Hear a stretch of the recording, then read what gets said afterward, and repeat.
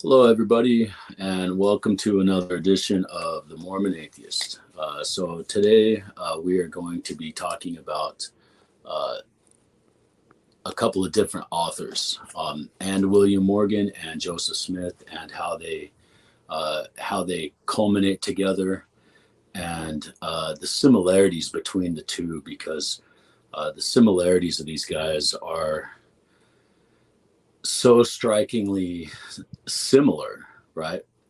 We're going to get into a whole bunch of stuff here tonight, and um, all throughout tonight's presentation, there's going to be just a ton of bombshells. So things that you've never heard of, things you probably have heard of.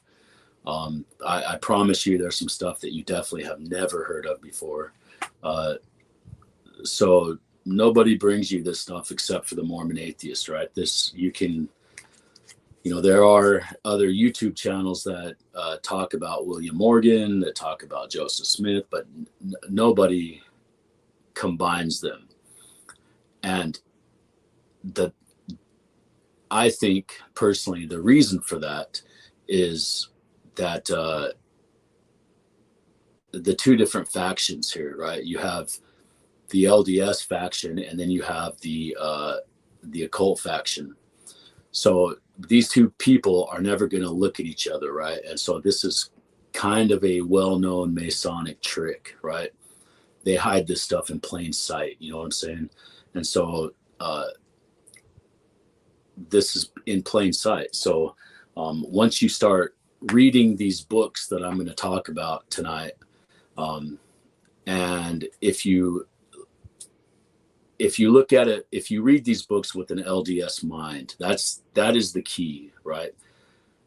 So I'm kind of sort of specifically speaking to LDS people, ex-LDS members, even current LDS members, right? Because none of this stuff is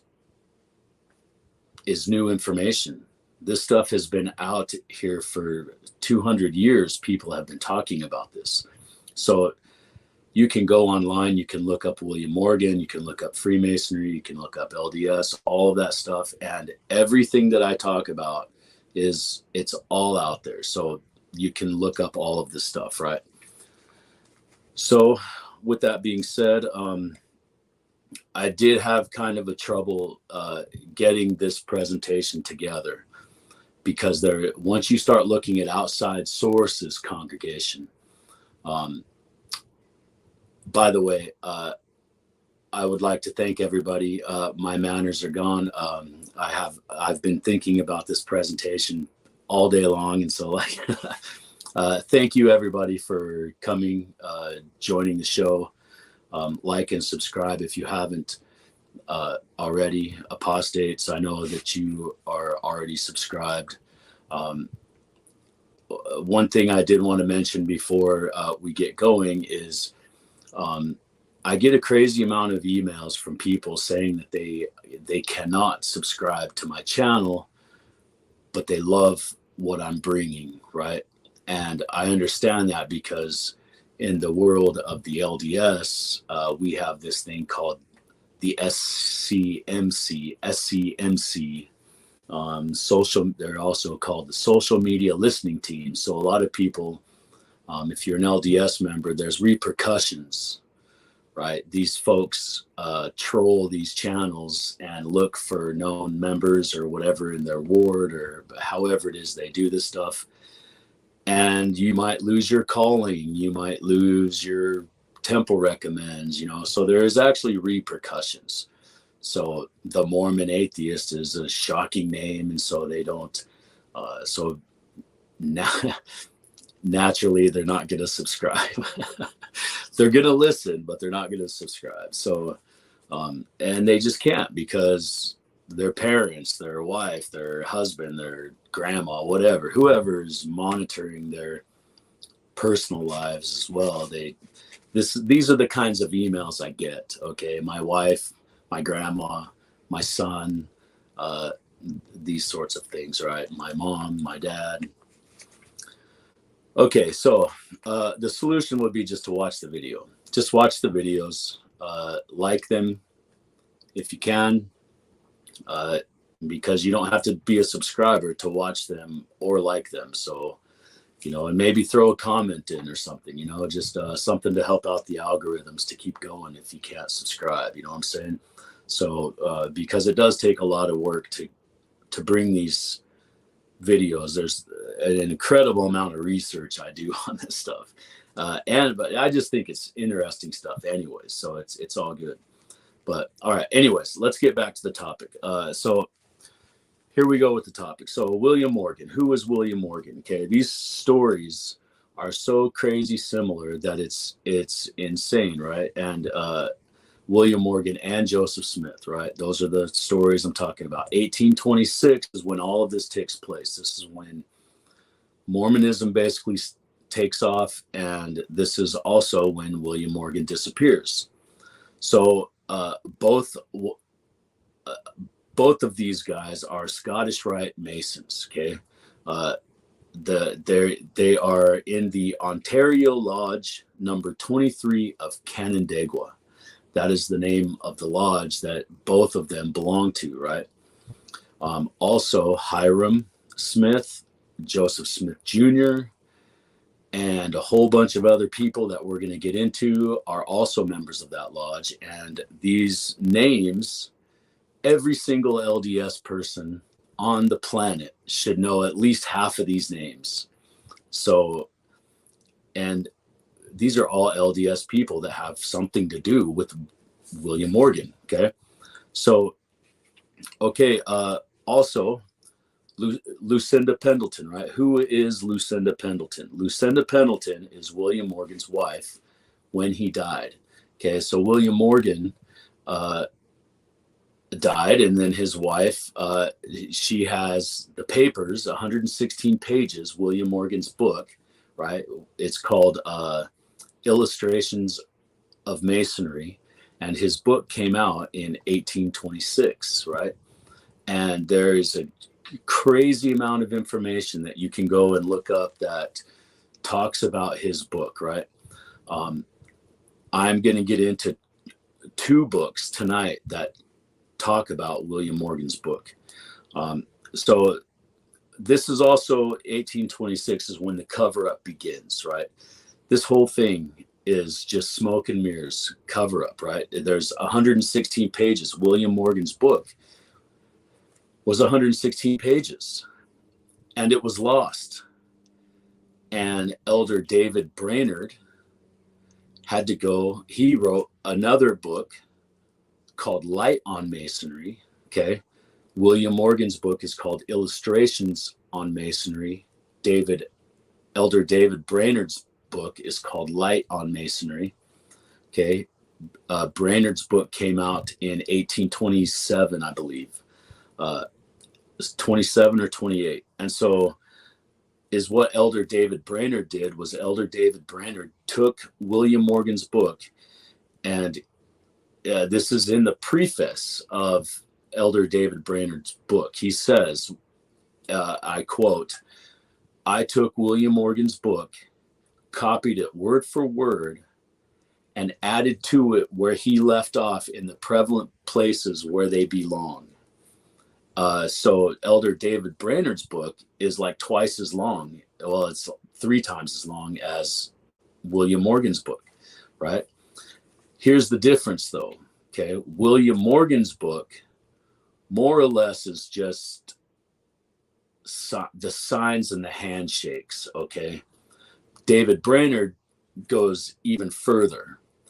Okay, because David Brainerd knows about the William Morgan death. He knows, and he says it in his book, he knows that there's a plot to kill Morgan, but he thought it was just a bunch of rowdy guys talking trash, right? And so he thought nothing of it, and he went off, and he says where he went and all this kind of stuff, and then he comes back to find out that William Morgan is dead. He's disappeared.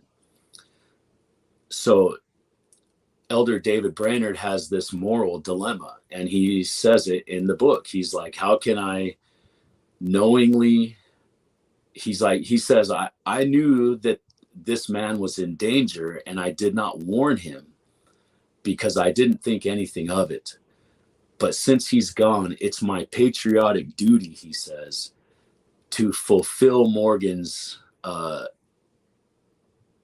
make his book come to fruition, right? That's in a nutshell what he says, okay? David Brainerd goes into very great detail, right? And he tells you why William Morgan was writing this book in the first place, okay? He's telling you that the first, or what was it called? The Baptist Church of Christ, okay? What is Joseph Smith's original church called? The Church of Christ. So in 1828, okay, 1827, Elder David Brainerd is telling you about the Baptist Church of Christ and their involvement in William Morgan's death, right? Okay, so then they start talking about how he goes in and and I want you to keep in mind when you're reading Elder David Brainerd's book, for those with ears to hear,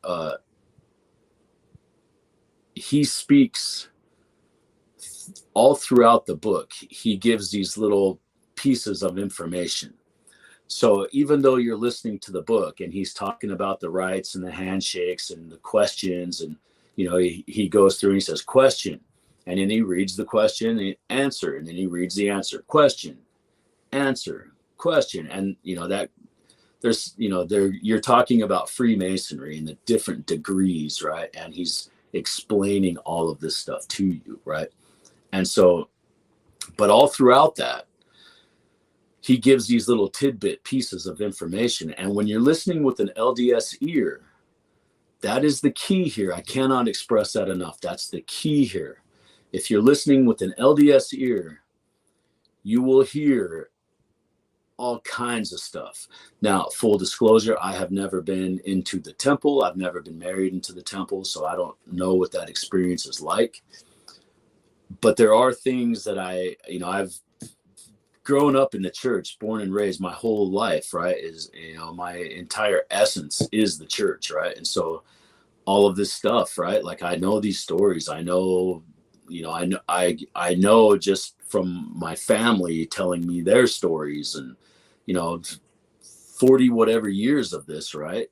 These stories. So you will hear this stuff. You'll hear it. And what I hear may not be what you hear, because you're gonna hear something different because of your experience in the church and your experience with callings, right? All of the symbolism that goes along with Freemasonry, Solomonic magic, and a missionary is literally a walking symbol, and so anyways, so we'll go on and so David Brainerd goes really heavy detail into this, right? So he also just totally by default, okay, we're still talking about the Church of Christ, you have to remember, okay? He's telling you about the institution, about how they're implementing this institution. Okay, well, what is the institution? Okay, the institution is what William Morgan calls it, is the Church of Masonry. Okay, it's the Church of Masonry. Now, put this into perspective. The Church of Christ has a stake in the game. Okay, this is, they're a Masonic lodge at this point, right? The Church of Christ is. You have to remember, not until 1830, there's only 6 Mormons. There's only 6 Mormons. In 1830, okay, there's 6 Mormons. So we're talking 1838, right? So 1830 is when the institution is implemented. The institution is the Church of Masonry. Okay, now William Morgan talks about it. So does Elder David Brainerd, right? But there's another guy, Solemn Southwick. Solemn Southwick is highly credible, right? I encourage you, before you even look up the book I'm talking about, look up Solomon Southwick himself, because this guy is more or less the creator of the anti-Masonic movement. And the reason why is because of William Morgan.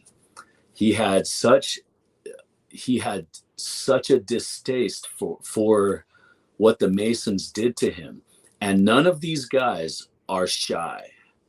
None of them are beating around the bush, especially Solomon Southwick. He's hardcore. He's heavy hitting. He tells you like it is. And he names names as well. So we have literally 3 different sources, outside church sources, that are talking about Joseph Smith and folks in 1826. There's written evidence of these people. Okay, and so they talk about, there's a lot of the Mormon founders are literally at the trial of William Morgan. Okay, so now if you go onto MapQuest or Google Maps or whatever you have, and I want you to look up Palmyra, New York. Okay, zoom in on it and look at the surrounding towns. Okay, the surrounding towns, you're going to see Canandaigua. Okay, that's one. You're going to see Leroy, Canandaigua, Palmyra, and Batavia. Okay, Batavia is where William Morgan, he disappeared from the Canandaigua Lodge, but he was a member of the Batavia Lodge. But you have to remember, though, when you Google this place and you zoom in on it and you look it up, Palmyra is a stone throw away, like no kidding, a stone throw away from Canandaigua, right? Canandaigua is not far away from Leroy, right? Leroy is not, these places are so similar. They're so, or I mean, not similar, but they're so close to each other, right? These, you would be a fool if you said these guys did not know each other because of how close this was, right? And you have to remember, these are the only town. This is 1826, guys. So these are the only towns there are. So there's not a bunch of in between things going on. You know what I'm saying? So, then, one of the things that makes me think that Joseph Smith had something to do with William Morgan's murder is not only just the evidence that they talk about and the names that they say in their books, right? So if you Google Joseph Smith, right? LDS, Joseph Smith, Wikipedia, whatever, right? Or I'm sorry, not Joseph Smith, Francis Higbee. If you Google Francis Higbee, everybody knows, Mormons know who Francis Higbee is. Google him, go to the drop down where it says conflict with Bennett. Okay. In that part, in that little description, right? He makes a comment to Higbee about Bennett, saying that if he was drowned, nobody would know the wiser, right? And he kind of, in that little article, he kind of hints at kind of like William Morgan. You know what I mean? Because that's how William Morgan died. He's presumed to be drowned. People think he drowned, right? But Solomon Southwick and Elbert David Bernard, they completely tell you what happened to William Morgan and who did it. Okay. For example, Solomon Southwick names names, right? He says Lodum Lawson as the kidnapper of Morgan. Lodum Lawson. That is a very familiar LDS name. Lodum Lawson is the kidnapper. And that's what Solomon Southwick says in 1828. Okay. He also says the presumed killers are, ready for this, guys? Smith, Whitney, Lawson, Howard, Gillis, and Schofield.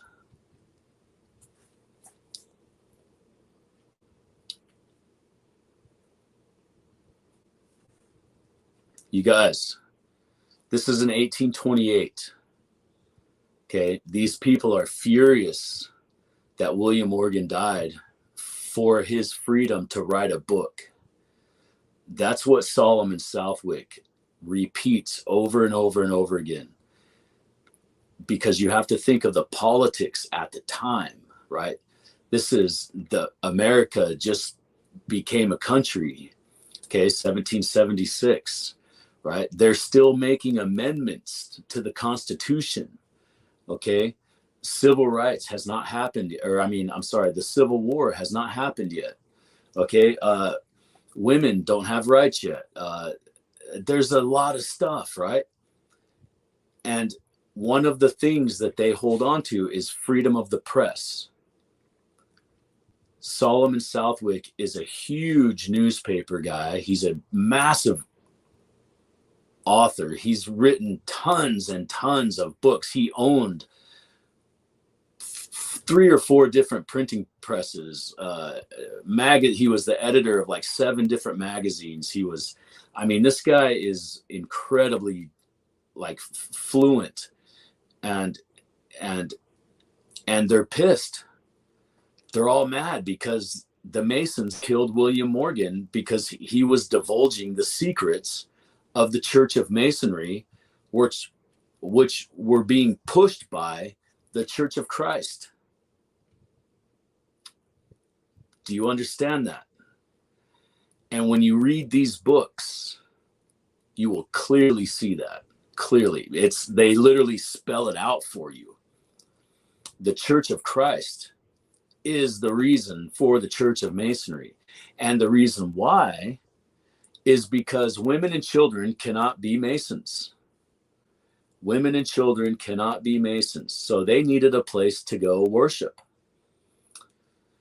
You have to remember, this is the 33rd Scottish Rite Masons doing this. The York Rite Masons are the ones that created the Constitution and all that kind of stuff, right?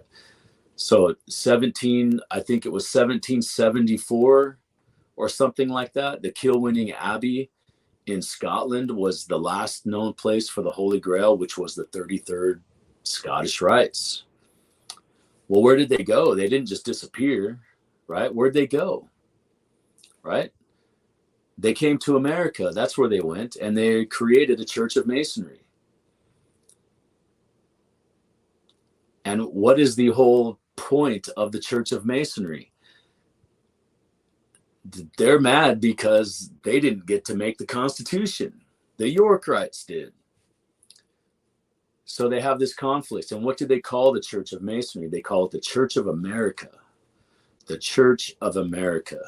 Well, if you remember in William Dixon's book and H.H. Bancroft's book, both of them refer to the LDS Church as the Church of America. And they go to Salt Lake City, and each one of them lived there for roughly, more than a year. And they have direct contact with Brigham Young. They have direct contact. And it's Brigham Young telling these authors, this is called the Church of, this is called the Church of America. So this stuff just, it goes round and round, you see, like it's all connected, right? It's all connected. And you can even get really crazy and throw Dartmouth College in there, because Dartmouth College is huge in the Masonic world. And, and so, yeah, so, so what are some of the other names? T.F. Talbot. We all know that name. Eli Bruce. We all know that name. That one's not a stunner. We all know that because Eli Bruce is actually part of the story of William Morgan. But here's the deal with Eli Bruce, though, is according to church history, Joseph Smith Sr. never meets Eli Bruce until Joseph Smith Sr. is in a debtor's jail, sometime later, and Eli Bruce is already doing time for the William Morgan trial. Okay, well, apostate congregation, we're 25 minutes into this video, and you already know that Eli Bruce and Joseph Smith Sr. have a lot more to do with each other than just that one chance meeting. Okay, you watch my other videos, and Eli Bruce actually writes in his journal about Joseph Smith Sr. So how did they never meet? You know what I mean? Like, how did, the church is lying to you. Timothy Edwards, George Whitfield, Solomon Stoddard, John Smith, Gideon Howley. Gideon Howley is the printing press guy. You remember, apostates. Here's one for you. Oliver H.P. Cowdery. My man, Oliver Cowdery, is mentioned. Okay. W.W. Phelps, David C. Miller, Orson Pratt, Orson Hyde, Porter Rockwell. The list goes on. All of these guys are mentioned in these books in 1820, 1826, 1827, and 1829. That's when Solomon Southwick's book comes out, is 1829. And the name of his book is A Warning of Masonry. That's the name of Solomon Southwick's book, A Warning of Masonry, okay? Or, I'm sorry, A Warning Against Masonry. That's the name of his book. A Warning Against Masonry is the name of Solomon Southwick's book. In 1828, Solomon Southwick was a candidate for governor. More or less, he created the Anti-Masonic movement, right? He wrote papers for the Christian Visitant. He owned the Christian Visitant. The Democrats, AKA Republican Party, is what we call them today. They used to be called the Democratic Party, but now we call them the Republican Party. That's a fact. You can look that up. So Southwick talks about the Morgan Affair, right? He talks about how he calls it the Morgan Affair, and he goes into very great detail, right? Like I said before, he names names. Lodum Lawson is the kidnapper of Morgan, and he goes into detail and says that. He goes into detail, okay? He also says the killers, the presumed killers of Morgan, are Smith, Whitney, Lawson, Howard, Gillis, and Schofield. Those are all prominent LDS names, apostate congregation. Okay, so he talks about all this kind of stuff. He talks about the Scottish Rites. He says after Morgan was killed, the Scottish Rite Masons would send out 2 missionaries at a time, right? Directly after Morgan's murders. He says 2 went to Mexico specifically to introduce the Scottish Rite Masonry. Okay, he goes on to talk about Smith from Vermont. Okay, well, who was Smith from Vermont? We all know, LDS people.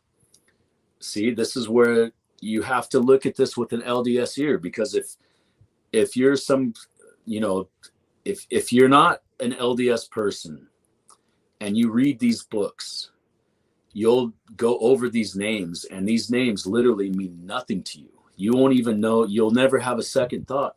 But to an LDS member, these names are in our doctrine. These names are in our history. These names of these people, Schofield, there's a lake in Utah. I mean, Schofield is a prominent name in Utah, right? In the Mormon world. Lodum Lawson, we all know who Lodum Lawson is, right? W.W. Phelps, we all know. Like, these people are part of our historical story, right? I mean, and these people, Solomon Southwick, Elder David Bernard, they're talking about them in their books as Masons that murdered William Morgan. Okay, so I did a video before. It's called what's it called? Did Joseph Smith murder William Morgan, or did the Mormon founders murder William Morgan? That's what it's called. And I go into like pretty good detail on that aspect of it, right? So he also, so this was kind of a puzzling thing, I thought, right? Because in Solomon Southwick's book, he talks about a couple of different people, but he refers to them as the journeyman, the painter, and a couple of other ones. Let's see. These are some of my notes right here. Let me see if I got it. Oh yeah, here, right here. So let me tell you. So there's one that he's called the Yankee. Okay. Now this is the description of the Yankee. He never says his name though. Okay. He's from the lambskin order. He's a red coat, right? He's a bookseller, a bookbinder, Sunrising Brethren, papermaker, Samuel Pritchard's Masonry Dissected is the name of the book that goes into detail on the Yankee. So you have to remember, in these times, when you refer to somebody as a Yankee, that doesn't mean they're from New York. That means they're from England, right? So a Yankee is somebody that's from England in the 1820s, okay? So he talks about him being Dutch, actually, right? So then there's another one called the Prophet, okay? But he never names his name. He's the justice of the peace. He's the county judge. He's also a member of the Temple of Wisdom. And he talks about, he signs his name as S. Mysterious Garrett. That's how he signs his name. But Solomon Southwick never actually mentions what the prophet's name is. Then he goes on to say that 30 years ago, he was in the Albany Lodge. So 30 years ago, from 1828, okay, that's when Solomon Southwick wrote his book. So he's saying in 1828, he's saying 30 years ago, this guy was a member of the Albany Lodge, right? He was the Duke of London in 1781. So I'm sure we can get into I'm sure we can get into like looking this stuff up, but I didn't go that far yet. Then there's the painter. Okay, the painter, right? And then there's the journeyman, right? And the journeyman, he actually says, is Smith from Vermont. Okay, and he says this is interesting because this is interesting. Okay, so the journeyman, Smith from Vermont, he's an honest adventurer. He says he opened a shop, a room full of blocks. His shop is where they had lodge lessons at. Masonic 33rd Rite, Scottish Rite lodge lessons was at Smith's from Vermont block shop, right? But he got Morganized, he calls him. He says Morganized. He got Morganized for disclosing Kabbalistic terms, but he was an honest hatter. Okay, so what is a hatter? Okay, a hatter in 1828, we think of the Mad Hatter today, right? What's the Mad Hatter called? Not Snow White, but not Cinderella, but Alice in Wonderland. Alice in Wonderland. That's what we think of a Mad Hatter, but that's not. A hatter was somebody that made hats, but in the terms of the craft, right? You have to remember we're talking about the craft. What is the craft? The craft is Solomonic magic. Okay, so the craft, in terms of the craft, a hatter is a seer. No kidding. You put your head in a hat. You put your seer stones in the bottom of the hat. That's Joseph Smith. Okay, the guy's telling you in 1828, the journeyman Smith from Vermont, right? But he calls him an honest adventurer. I mean, at least he's hey, you know.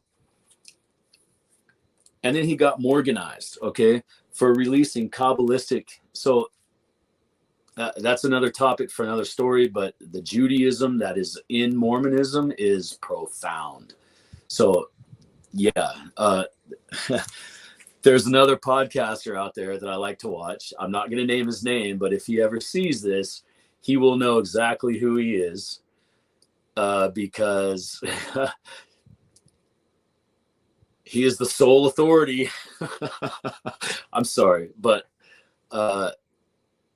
yeah, he talks about how Jewish Mormonism is all the time. I watch his show in the mornings drinking my coffee because, yeah, whatever. I'm not going to name his name or anything like that, but he will know who he is when he sees this because I know he watches my show. So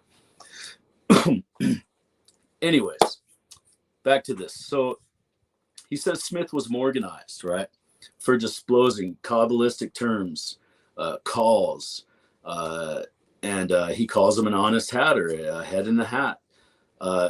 Southwick also says, last winter, Royal Arch Masons of Albany made 5,000 to 10,000 copies of the silly book, which caused to be peddled by Morgan. Last winter in 1828, last winter, so that would be 1827, right? It was made to peddle 5,000 to 10,000 copies of the silly book. How many Book of Mormons were printed? Okay.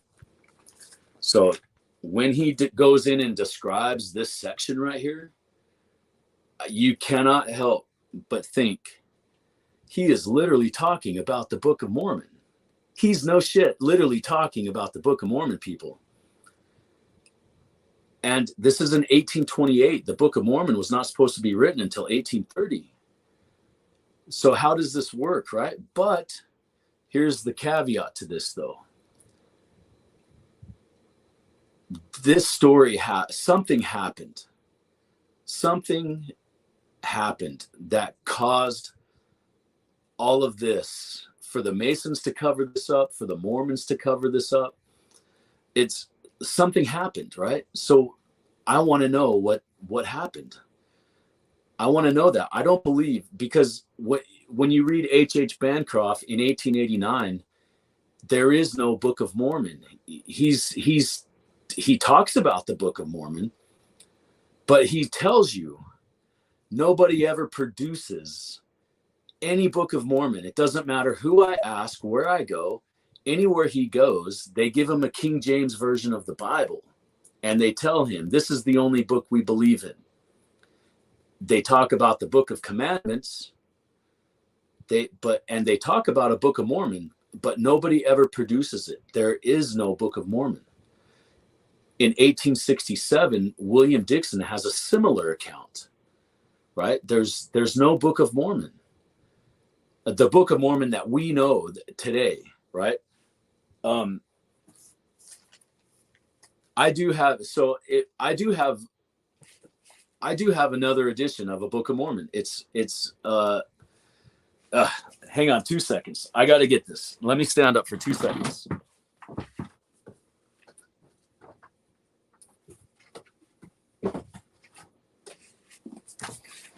Okay, we're live, and that's okay. Check it. Right here, Book of Mormon. Do you know where this Book of Mormon comes from, apostate congregation? This Book of Mormon and this Doctrine and Covenants, they come from the Church of Christ at Temple Mount in Missouri, in Independence. That's where I got these from. And they're not the same. They're not the same as the Book of Mormon that we read today. They're very much not the same. So here, I'll just open to one of the pages. This is the Book of Mormon.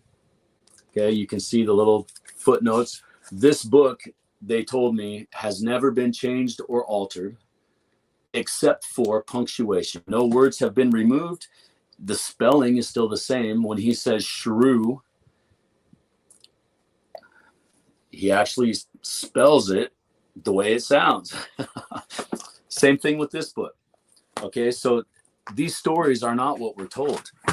You understand, especially the Brighamites, especially the Brighamites. They're not, it's not what we're told, right? So, all right, let's continue on. So, sorry I stood up like that. I probably shouldn't have. Oh, well. Anyways. So, they talk about, so I want to talk about a guy. So I want to talk about the plan. What's the plan, right? What is the Church of Masonry's, what is their plan? Okay, so this is actually in 3 books. Pass off the book of the ill-fated Morgan to lead the public to believe he was alive and peddling his own book. That's literally the plan. What happened to Joseph Smith? He got killed in 1834. He got killed in 1834. There's tons of newspaper articles that say this, right? And you can, and from there, he starts being called the imposter, Joseph Smith, the imposter, because in 1842, he dies again. Well, they go from calling him the Mormon prophet in 1834, the Mormon prophet, to 1842. Now he's called the imposter prophet. And in 1844, or I'm sorry, he's called Joseph Smith the imposter. And in 1844, he's called the imposter prophet, because nobody believes that that is the guy, Joseph Smith. Not because he's an imposter, meaning an imposter like false prophet. He's an imposter, meaning that's not the guy. That's not the same guy. That's not who that person is. Later on, there's articles where they talk about Oliver Cowdery, people that claim to be, they say, because they know that these people are not who they say they are, right? And there is tons. You can go to any archive newspaper website, anything, and play with the names. They called him Joe Smith, not Joseph Smith. So go, if you're going to look this stuff up, look up Joe Smith. Church of Christ, it's all there. It's all there, guys. Apostates, everything I'm bringing to you in any of my shows, you can look it up, because that's why I don't put this stuff up, is because I want you to look at it, because you're going to find other stuff. You're going to find stuff that I'm not saying, because I'm not saying an entire 3 books worth of material. No kidding. I wrote 4 different scripts for today's presentation. 4 different scripts. And I just ultimately decided to put the highlights together and kind of wing it. So, because there's so much information. There's so much information out there on this stuff, but you have to go to outside sources. Outside sources. The church's story, once you start going to outside source information, you cannot use church history and church stories to validate church history and church stories. You have to go outside. What are other people talking about? What's the community talking about? Prove it. Prove me wrong. Prove me wrong. Tell me that Solemn and Southwick didn't write this book. I would love to hear it. Tell me that Solemn and Southwick did not say that this is the plan. Tell me that Solemn and Southwick does not mention Smith from Vermont as being the killer of William Morgan. But you got to read the book. If you don't read the book, you have no argument. You have no argument, zero. Okay? And I don't even want you to comment on my stuff, because you don't have an argument. So All right, so let's keep going. So Solomon Southwick is a pretty prominent guy. So Captain Murdoch. Okay, let's talk about Captain Murdoch. Captain Murdoch. He wrote. His name is Ariel Murdoch. Okay, Ariel Murdoch. Okay, and to find his first name Ariel. Oh my God, that took me forever. That took me forever to find his first name, right? And to verify that it was the same guy. Like, it took me months. Okay. So his son, his name is Eliphat Murdoch, right? And he wrote a letter to Southwick, right? And he talks about his wife, and while drunk told stories. He told his friends, and all of this kind of stuff. And he was a Mason, right? Captain Ariel Murdoch was a Mason, and he would get drunk and he would go out and tell his friends about he wrote this letter to Solomon Southwick, and the Masons killed him for it. Okay, the Masons killed him for it. So I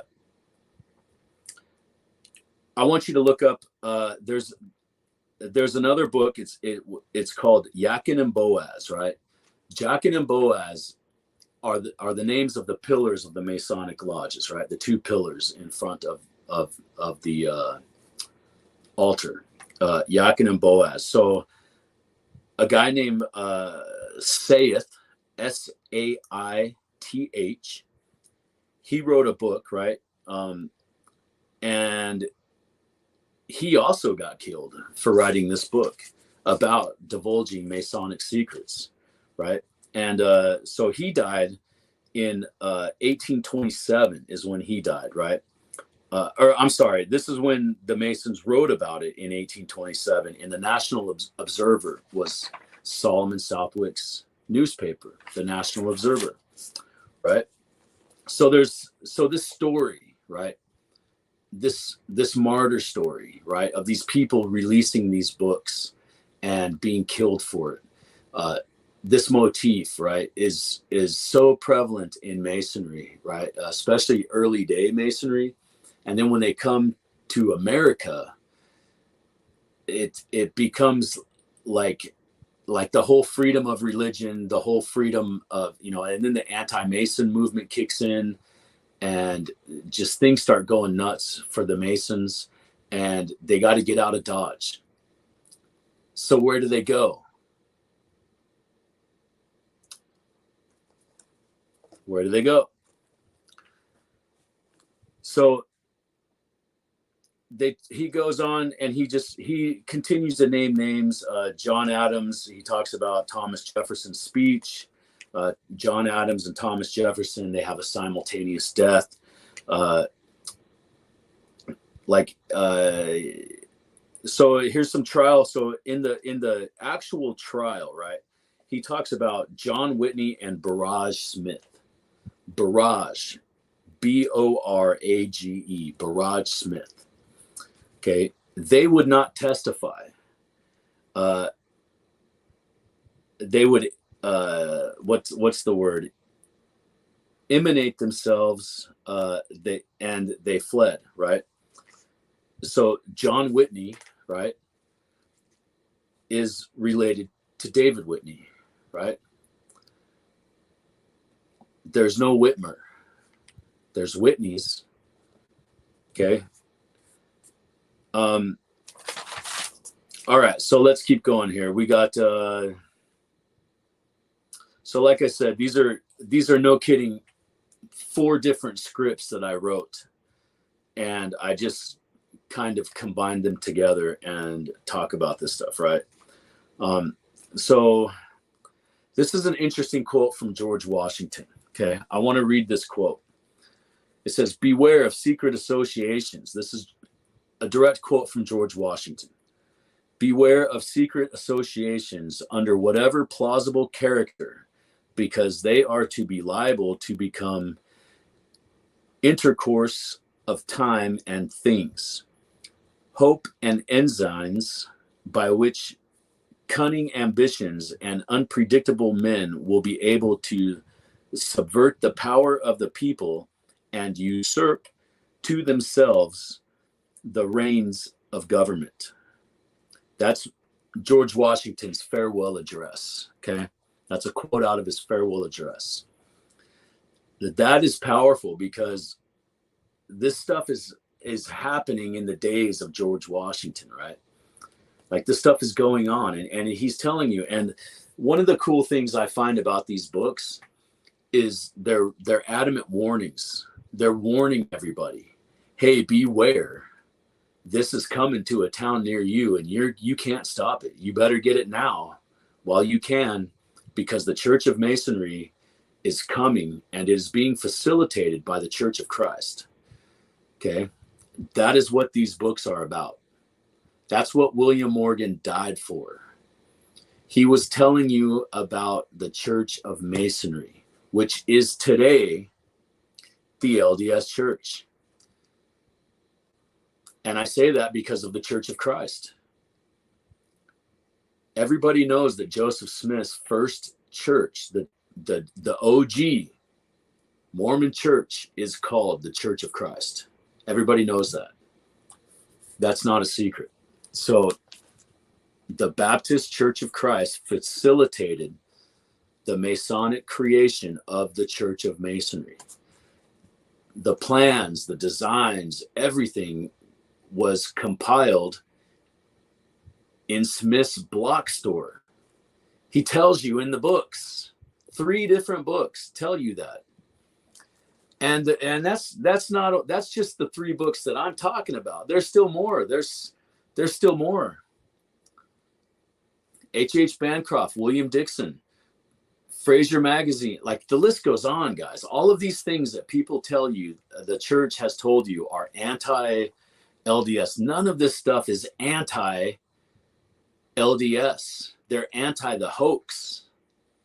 They're anti the con. Okay.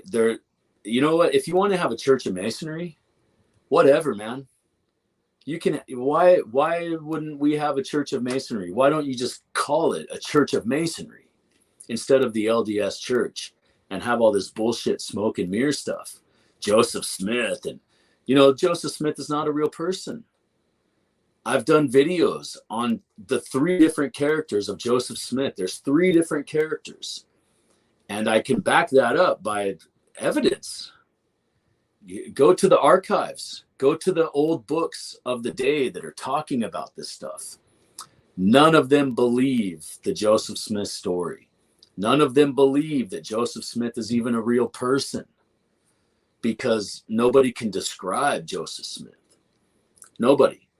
In Fraser Magazine, that's one of the earliest writings kind of against the church is the Fraser Magazine. And he's talking to Eliza Snow. He's talking to Parley Pratt. He's talking to Orson Hyde. He's talking to John Taylor. And the author of the original prophet, that is the name of the article in Fraser Magazine. I posted a link to it on my community page. You can look. Actually, there's links to all of this stuff I'm talking about on my community page and my Facebook. I got a new Facebook account, The Mormon Atheist. Check it out. So yeah, they're talking about all this. I totally just lost track of what I was even talking about. So, all right, let's continue on. So Southwick. So this is a quote from Solomon Southwick himself. He says, "The time has already arrived." He's in 1827. The time has already arrived. The legacy of Washington must prove the torch. The sons of light, toward of Gary, into a lodge. former Grand Villager, the necromancer. Okay. So, I mean, Mormonism is all throughout these books, guys. But unless you listen to it with an LDS ear, you will never hear any of this stuff. You'll never hear it because you're not looking for it. Right? Does that make sense, apostates? You understand that, right? If you don't know anything about Mormonism and you read these books, you're not going to know anything that I'm talking about right now. Some of the stuff may connect some dots for some of you. I don't know, but as far as an LDS person, a Mormon goes, when you read these books, it is, you cannot deny it. You can't deny this. You cannot deny this. Okay.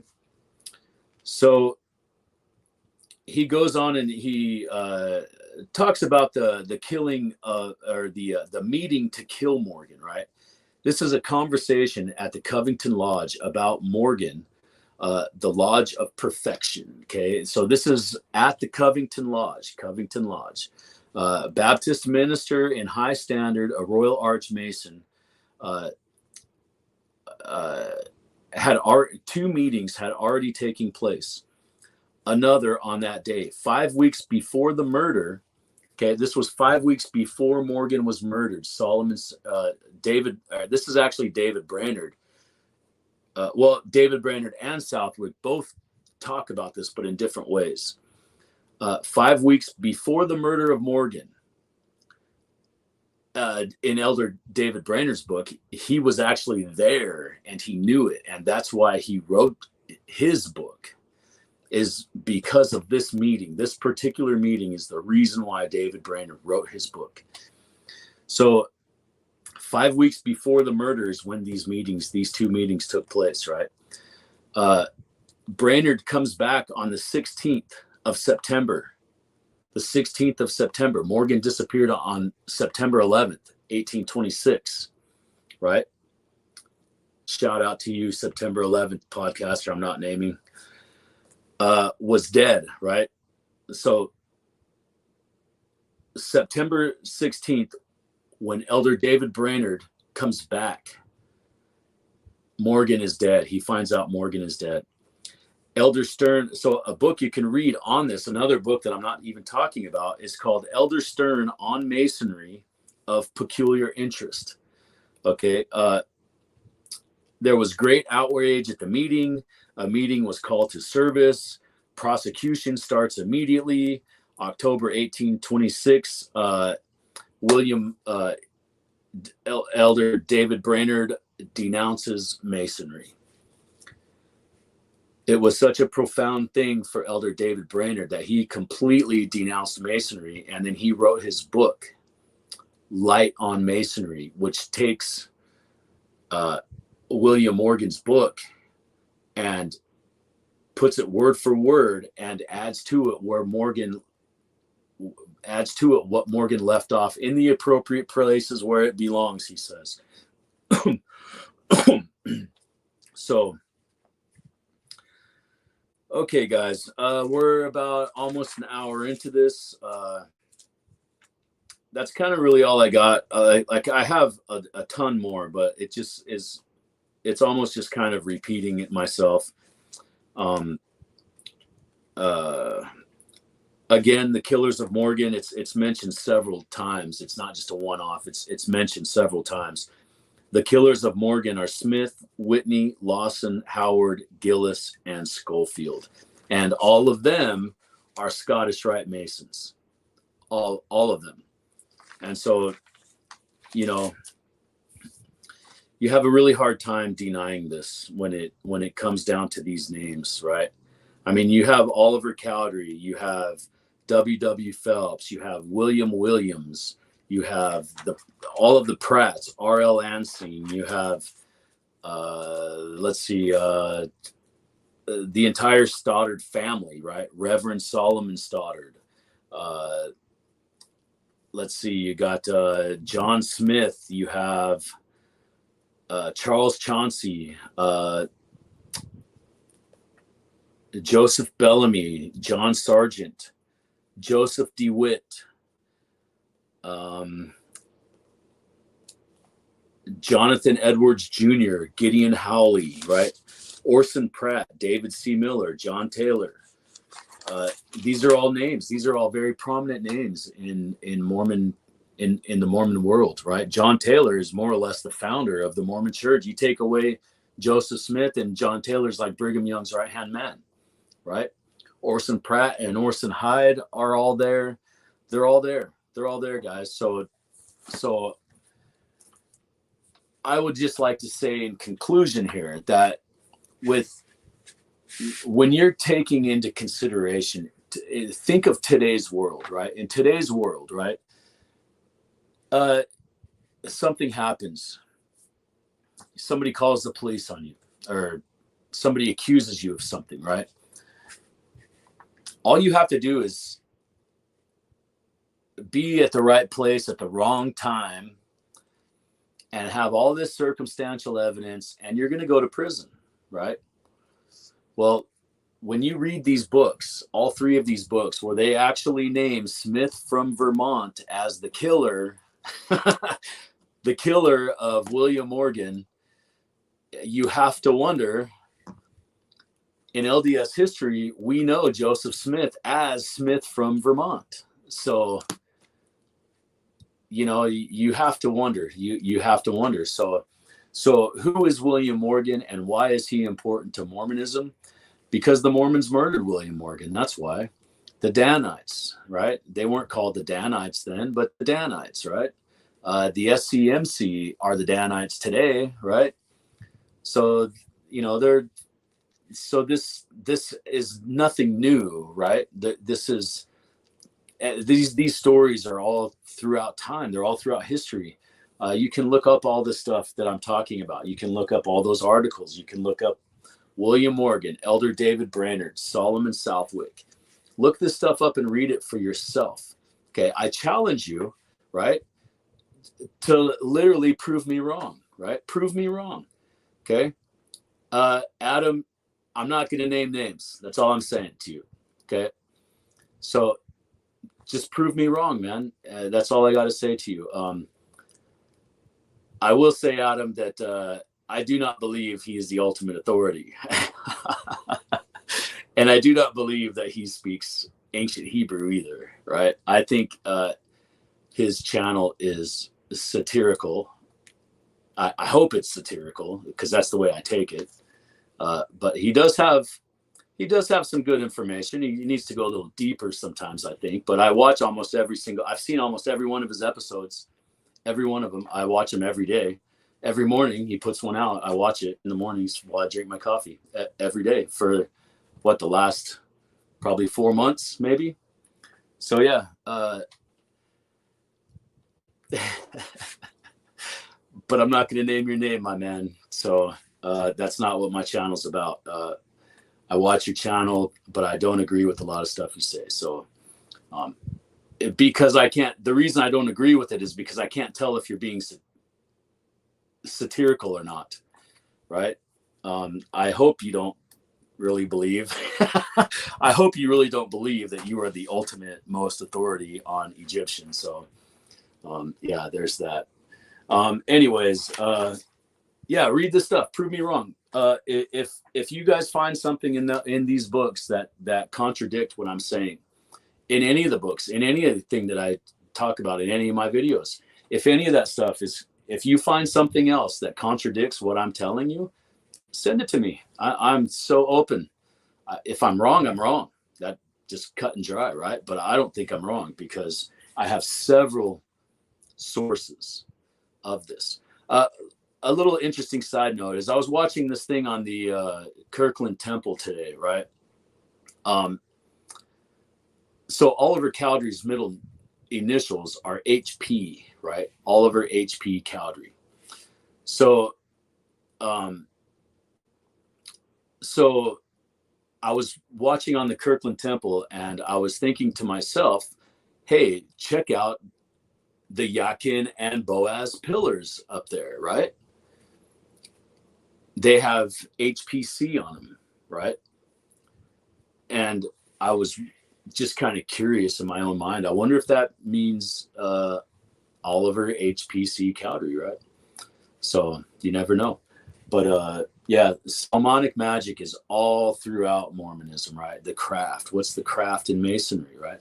What does Joseph Smith do? He's a known necromancer. He's a known all this stuff, right? So anyways, that's about all I got. I'm rambling. You can watch my other videos if you want to get into the Solomonic magic parts. I do, I have a couple of videos. I even have a video of timelines of, yeah. So, all right, guys. Adam, thanks for commenting. Yeah, he is interesting. He is interesting. Yeah. But all right, anyways, like and subscribe to the channel, everybody. I think I haven't said that at all in this video, Apostate Congregation. If you have not liked and subscribed, oh, wait, I'm getting a vision. I'm getting a vision right now. All of you guys are liking and subscribing to all of the videos and the channel right now. I just had this vision, right? I'm going to make a church. See, now I'm starting to act like that guy now. All right. Goodbye, Apostate Congregation. Have a fabulous weekend. Today is Sunday. I don't know what day it is, what the date is, 2024. And this is the connection between William Morgan and Joseph Smith, the Church of Masonry, and the Church of Christ. Thank you, everybody, and like and subscribe, and we will see you next Sunday.